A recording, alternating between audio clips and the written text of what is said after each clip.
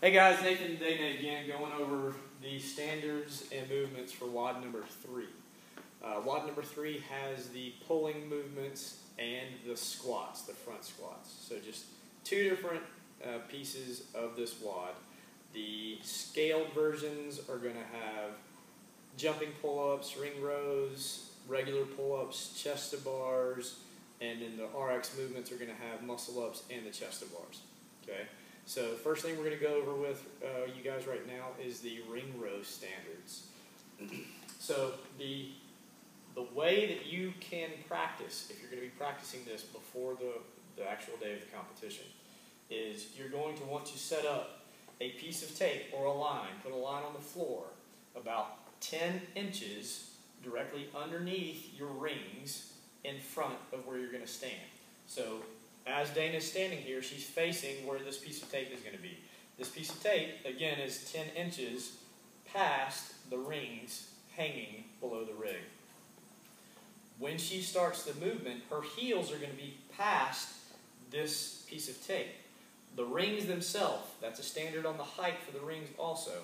Her elbow is at a 90-degree angle with her arm beside her rib cage.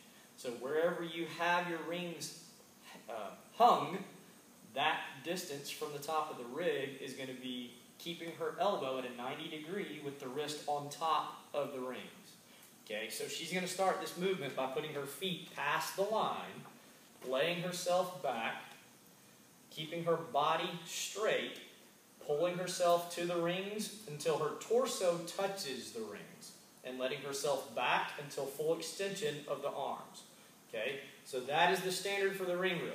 If she breaks at the hip, going either way or down, no, there we go, that is going to be a bad movement. Okay, she has to stay tight and locked out throughout her torso and her hips for these movements to count. Okay, perfect. All right, the second scaled piece is going to be jumping pull-ups. For the jumping pull-up, the individual will be standing on a box unless they're tall enough where they can stand on the floor. We will pick one of the bars on the rig that will allow this to happen. The bar will then cut them in half right around the middle of the forearm. Okay? They then will grab the bar, lower themselves into full extension, okay, and jump until the chin passes over the bar. Good. Okay. No rep would be one of two things. The arms do not extend at the bottom, or the chin does not pass over the top of the bar when they pull up. Okay. There's your standards for a jumping pull-up. Okay, guys, the next progression in the pulling complex is going to be the regular pull-up. The standard is that the chin goes over the bar with each pull, full extension of the body at the bottom of the pull. Okay, they can be strict, or they can be kipping, or they can be butterfly, but you must extend all the way with the elbows and the chin must go over the bar. This is going to be a no rep of any kind if you do not get a full lockout of the elbow at the bottom. Show me not getting a full elbow lock at the bottom. Okay, and if your chin does not clear the bar. There you go. Both of those are no reps. The fourth progression in this pulling complex is going to be a chest to bar pull-up. In this case, the chest does have to touch the bar with each repetition, and again, the elbows must come to a full lockout at the bottom. If your chest does not touch the bar at the top, that is a no rep. If your elbows do not lock out at the bottom, that is a no rep. Again, these can be strict, kipping, or butterfly.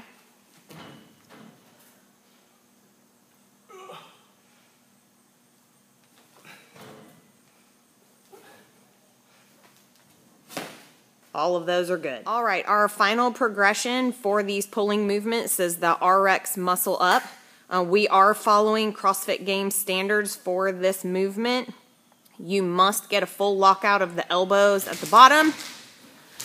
Your feet cannot rise above the rings on the kip, and you must pass through some form of a dip and get complete and total lockout of the arm at the top.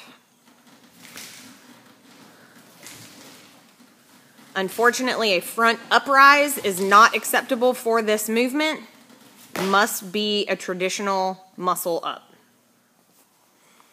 Okay guys, the other piece of WOD number 3 is the front squat. Your front squat is all going to be taken from the ground. Your hips must pass below parallel, and the bar is sitting on the front rack position. Okay? These are good reps. Hip is opening fully at the top.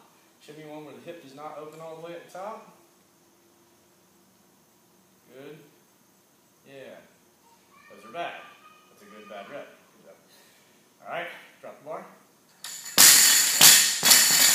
So, 2 ways of initiating your front squat from the ground is a power clean or a squat clean. You can perform your first rep or your initial rep from all 3 of your sets with a squat clean. Show us a squat clean. Good. Alright, now do a power clean into a front squat.